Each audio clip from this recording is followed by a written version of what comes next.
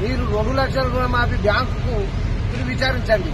అరే బాబు, ఈ 2 లక్షలు ఈ పైసలు పైసలు మీరు కట్టుకుంటే నేను ఈ 2 లక్షలు మాఫీ చేస్తానని చెప్పి ఇక రేవంత్ రెడ్డి గారు వాళ్ళకి ఇన్ఫర్మేషన్ ఇచ్చి కలెక్టర్ కానీ బ్యాంకు ద్వారా కానీ వాళ్ళకి ఇన్ఫర్మేషన్ ఇస్తే ఈ 2 లక్షల మీరు చూసుకోండి, కనుమ పైసలు మేము కట్టుకుంటాం. మరి ఇక్కడికి ఎందుకు వచ్చినాం? ఇక్కడికి ఎందుకు వచ్చినామంటే నేను నాకు 2 లక్షలు మాఫీ చేస్తాను. నాకు ఏది తెలియక ప్రగతి భవన్ అనేది నాకు తెలియదు.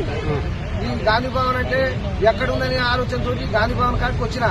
స్పష్టంగా నాకు 2 లక్షల రుణమాఫీ నేనే కాదు, పేద ప్రజలు చాలా మంది ఉన్నారు.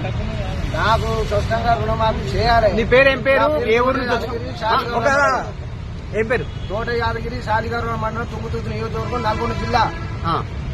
నేను ఒక రైతును. నేను బోనసు స్పష్టంగా 55 క్వింటాల్ 80 కిలోలు అమ్మిన స్పష్టంగా. అయితే దానికి బోనస్ కూడా ఇంతవరకు రాలే.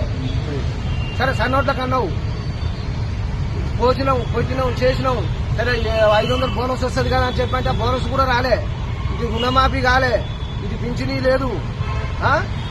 మా పరిస్థితి అంటే ఆరోగ్యాన్ని ముచ్చట మేము మా దేవుని తయారు చేసుకుంటున్నాం. మా అబ్బాయికి కనీసం కారణం వస్తే 25 లక్షలు అయినాయి. నువ్వు ఎందుకు కట్టలేదు, ఈ పైసలు నువ్వు ఎవరు కట్టలేని అంటున్నావు కదా. అటువంటి ఇబ్బందులు ఉన్నాం కాబట్టి మేము కట్టలేకపోయినాం. మాకు 3 పిల్లలు, అమ్మాయి. కాబట్టి ఎటు చేసి నాకు 2 లక్షల రుణమాఫీ చేస్తే చాలా సంతోషమైన విషయం. మీరు వాళ్ళు వచ్చినాక నేను లేవను, స్వచ్ఛంగా నాకు ఒప్పుకోవాలి. అంతవరకు దాకా నేను ఉంటా. రమ్మను, నేను అబద్ధం ఆడితే తీసుకుపోయి చేయలేదను. దేనికైనా సిద్ధమే. నేను ఏదైనా పొరపాటుగా మాట్లాడితే రేవంత్ రెడ్డి గారు మీరు మాట్లాడచ్చు. నేను తప్పుతో వల్ల మాట్లాడలే. రుణమాఫీ ఇవ్వండి.